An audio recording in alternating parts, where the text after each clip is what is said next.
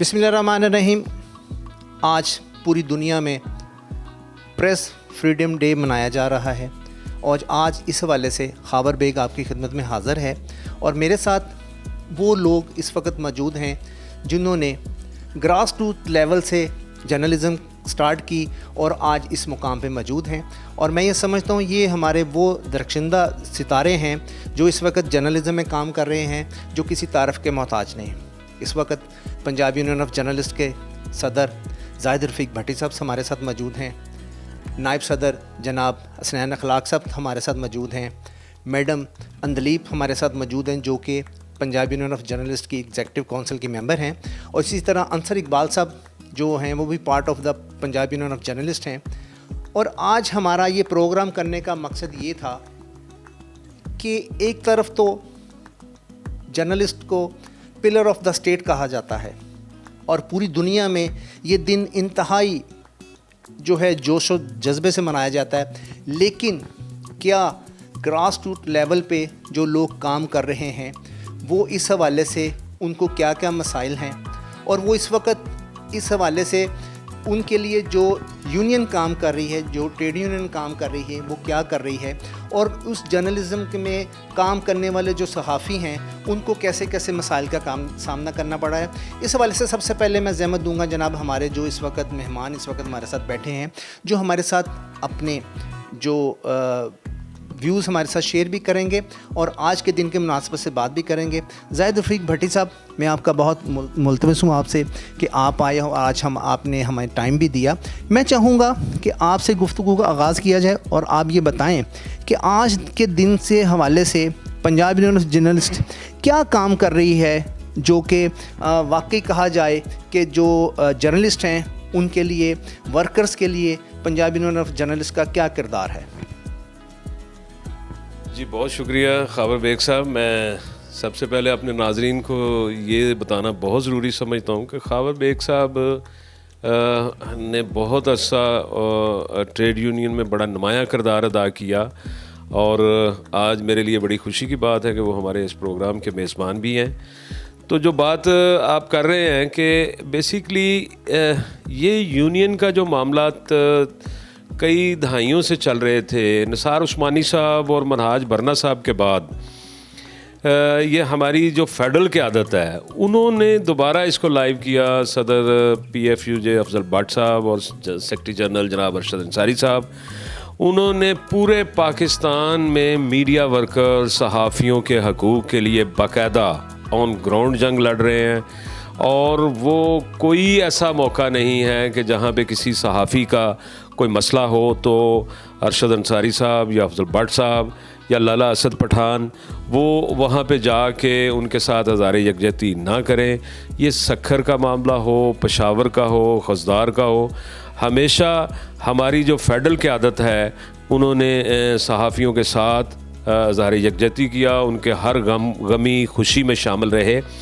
तो मैं ये आपको बताना ज़रूरी समझता हूँ यहाँ पे कि बेसिकली ट्रेड यूनियन का मतलब यही है कि सहाफ़ियों के हकूक़ के लिए हमने मालकान के साथ, मीडिया हाउसेस के साथ जंग भी लड़नी है, कानूनी लड़ाइयाँ भी लड़नी हैं और ऑन ग्राउंड उनकी जो माली मसाइल हैं, मुआशी कत्ले-आम हो रहा है, उसके लिए हम उनके साथ खड़े हैं। ये रिसेंटली हमने इस सिलसिले में अपने आप को स्ट्रेंथन करने के लिए पाकिस्तान की तमाम ट्रेड यूनियंस को हमने एक प्लेटफॉर्म पे इकट्ठा किया और उनके साथ हमने यही एक लाइज़न डेवलप किया। जिस तरह आप भी उस प्रोग्राम को बेहतर बनाने में बड़ा आपने नुमाया किरदार अदा किया, हसनैन अखलाक साहब थे, अंसर इकबाल साहब थे, मैडम अंदलीप थी, तो उसमें कोई पाकिस्तान की ऐसी ट्रेड यूनियन नहीं थी कि जो इसमें शामिल नहीं हुई। तो यही हमारा सिलसिला इंशाअल्लाह ताला चलता रहेगा। प्रेस फ्रीडम डे के हवाले से भी हमने एक प्रोग्राम तरतीब दिया है कि हम जो हमसे बिछड़ने वाले हमारे सहाफ़ी, जिसमें बहुत सारे लोग कुछ इवेंट मतलब ऐसे मामलात में कोई अगवा होने के बाद कत्ल हो गए, कुछ बम धमाकों में शहीद हुए, उनके लवाकीन के साथ भी आज हम इज़हार यकजहती कर रहे हैं। बहुत शुक्रिया जी। ये थे अपना जाहिद रफ़ीक भट्टी साहब, जो कि पंजाबी यूनियन ऑफ जर्नलिस्ट के सदर थे। इन्होंने बड़ी अच्छी बातें की और मैं ये समझता हूँ कि ये इनकी एक दिल की आवाज़ भी थी, क्योंकि मैं ये समझता हूँ कि जो बंदा ग्रास रूट लेवल से काम करते हुए यहाँ तक पहुँचेगा वही वर्कर की आवाज़ भी बनेगा, उसको वर्कर के गम और उसके जो दर्द है उसका पता भी होगा। इस वक्त हमारे साथ मौजूद हैं सनैन अखलाक साहब, जो कि पंजाबी यूनियन ऑफ जर्नलिस्ट के नायब सदर भी हैं। मैं चाहूँगा सनैन साहब आप ये बताएँ कि इस वक्त जहाँ आज पूरी दुनिया में यौम आज़ादी सहाफ़त मनाया जा रहा है, तो वहाँ पर जो वर्कर्स हैं, जो जर्नलिस्ट हैं, उनको किस किस मसाइल का सामना करना पड़ रहा है? बहुत शुक्रिया खाबर बेग साहब। असल में पाकिस्तान आप जानते हैं कि वैसे भी दुनिया के उन ममालिक में शामिल है जहाँ पे सहाफ़ियों को सबसे ज़्यादा ख़तरात जो है वो लाक है। तो जैसे सदर साहब ने अभी फरमाया कि यहाँ पर भी जो है वो सहाफ़ी उसी तरह ख़तरे का सामना करते हैं जैसे किसी और मुल्क में जो है वो उनको जो है वो सामना रहता है। बहरहाल ये है कि पाकिस्तान में पंजाब यूनियन ऑफ जर्नलिस्ट हो या Pakistan federal union of journalist या दूसरी जो दीगर तंजीमें हैं, वो तमाम की तमाम ये कोशिश करती हैं कि अपने जो अपने अरकान हैं या वैसे सहाफ़त से वाबस्ता जो लोग हैं उनकी न सिर्फ फलाह बहबूद को जो है वो मुमकिन बनाया जाए, बल्कि जो उनकी जान व माल है उसका भी तहफ़्फ़ुज़ जो है वो यकीनी बनाया जाए। तो मेरा ख़्याल है कि हमने आज भी देखा कि खुशदार में जो एक बड़ा अफसोसनाक वाक़या हुआ है और वहाँ पे जो है वो जो खुशदार प्रेस क्लब के सदर थे उनको एक बम धमाके में जो है वो शहीद कर दिया गया। ये इसी तरह के वाक़यात आपको पूरे साल में जो है वो नज़र आएंगे। सबसे बड़ी जो परेशान कुन बात है वो ये है कि लोग जो है वो किसी भी हवाले से कत्ल भी हो जाते हैं, उनकी जान भी चली जाती है, लेकिन सबसे बड़ी जो प्रॉब्लमेटिक बात है वो ये कि जहाँ पर उन कातलों का पता नहीं लगता और अगर कहीं पे जो है वो पता लग भी जाए तो उनको सज़ाएं जो है वो मुमकिन नहीं होती दिलवाई जानी।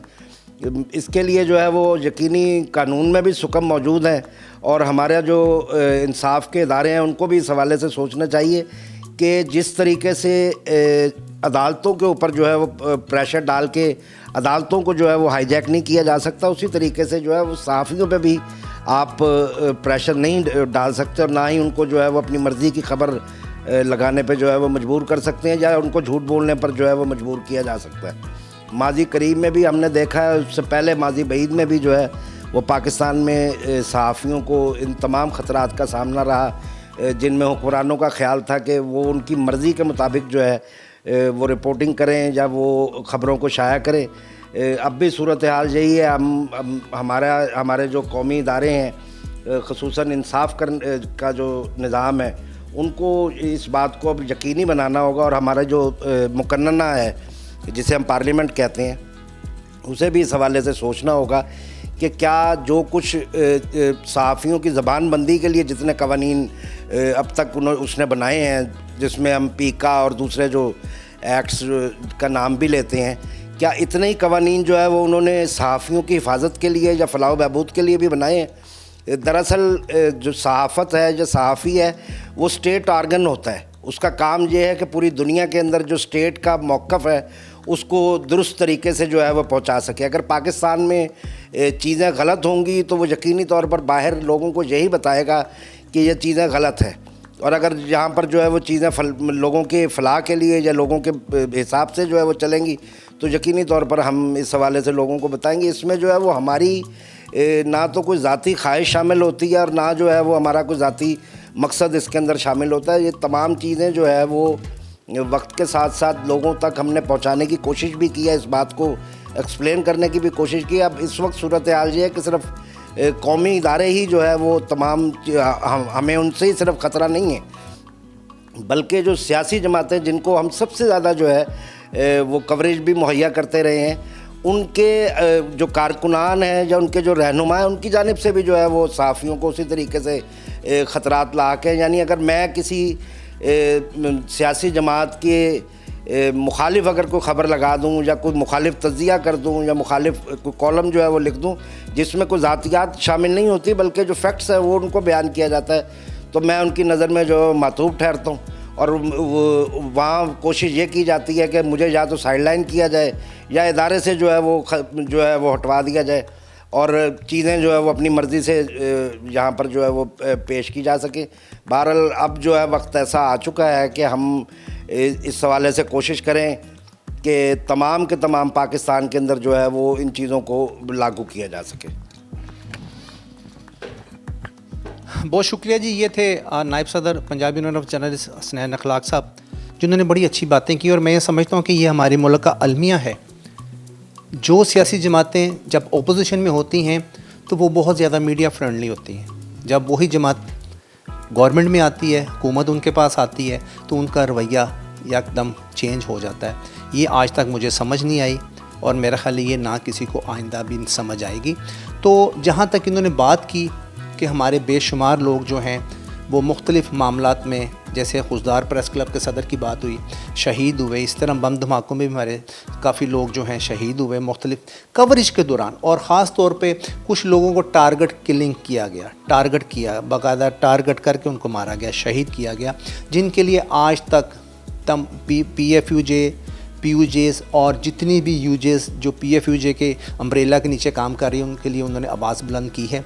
तो अब मेरे साथ मैडम अंदलीब मौजूद हैं जो कि ख़वातीन जर्नलिस्ट हैं। तो मैं चाहूँगा कि ख़वातीन जो हैं इनका जर्नलिज़म में बहुत बड़ा किरदार है। जैसे माशरा औरत के बगैर मुकम्मल नहीं होता, इसी तरह जर्नलिज़म भी औरत के बगैर मुकम्मल नहीं होती।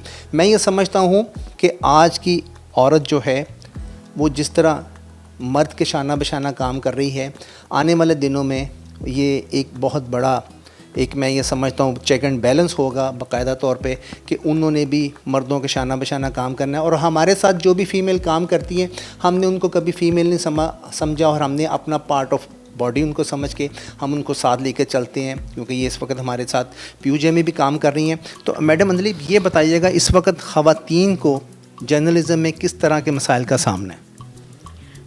अस्सलाम वालेकुम। सबसे बड़ा मसला औरत को घर से निकलने का होता है। हमारी ख़वातीन जो आजकल के दौर में कहती हैं अपने बच्ची को, ये कहती हैं कि आपने बाहर नहीं निकलना, आपको ये मसला हो जाएगा, आपको वो मसला हो जाएगा। लेकिन नहीं, आजकल का दौर ऐसा है कि आप अपनी बच्चियों को अवेयरनेस दें, उनको हिम्मत दें कि आपकी एक हिम्मत है, आपने बाहर निकलना है, आपने पढ़ना है और आगे बढ़ना है। और सहाफ़त में तो मेरे ख़्याल से कि मेरा ये मैसेज है उन लेडीज़ के लिए कि अपनी बच्चियों को पढ़ाए लिखाए और सहाफ़त में लाएं, आगे बढ़े, कदम के साथ कदम मिला कर चलें। और जैसा कि मेरे सीनियर जितने भी हैं बैठे हुए हैं उन्होंने भी यही कहा कि आजकल बम धमाके और जो शहीद हो चुके हैं अल्लाह पाक उनकी मफ़रत करे। और मेरा ये मैसेज है कि अपनी बच्चियों को आगे बढ़ाए और उनके लिए अच्छा सोचें। आज लेडीज़ भी मर्द के शाना बिशाना चल सकती हैं और मेरी ये दुआ है और मेरा यही मैसेज है कि आप औरतों को डरा कर ना रखें, लेडीज़ को डरा के ना रखें, उनको आगे बढ़ाएं, उनको पढ़ाए लिखाएं और उनको आगे बढ़ाएं। बस बहुत शुक्रिया। ये थी मैडम अंदलीब जिन्होंने अपने ख़यालात का इज़हार हमारे साथ करते हुए बताया कि ख़वातीन को कैसे अवेयरनेस देनी चाहिए, कैसे उनको आगे लेके आना चाहिए।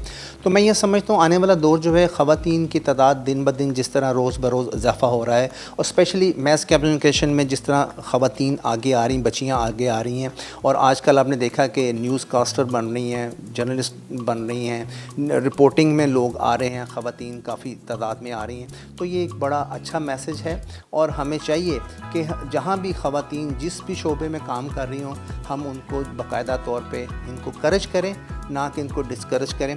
अब इस वक्त हमारे साथ मौजूद हैं जनाब अंसर इकबाल साहब। तो अंसर इकबाल साहब भी काफ़ी एक्टिव हैं और इनका जो शोबा है और मैं समझता हूँ कि इनसे अंसर साहब मैं आपसे ये क्वेश्चन करूँगा कि आइंदा आपने देखा होगा कि जो आजकल जो है सोशल मीडिया का दौर बहुत ज़्यादा है, डिजिटल जो है लोग उसकी तरफ बहुत ज़्यादा बढ़ रहे हैं और उसमें बहुत ज़्यादा तनकीद का भी सामना लोगों को, और ख़ास तौर पे वो लोग जो इसमें मैं समझता हूँ नॉन प्रोफेशनल आ गए हैं, उनको काफ़ी जो है वो ख़बर की जो है ना तस्दीक करते हैं, ना ही उसके बारे में कोई अवेयरनेस होती है, लेकिन वो रेटिंग के चक्कर में, व्यूवरशिप के चक्कर में वो ख़बर ऑन कर देते हैं।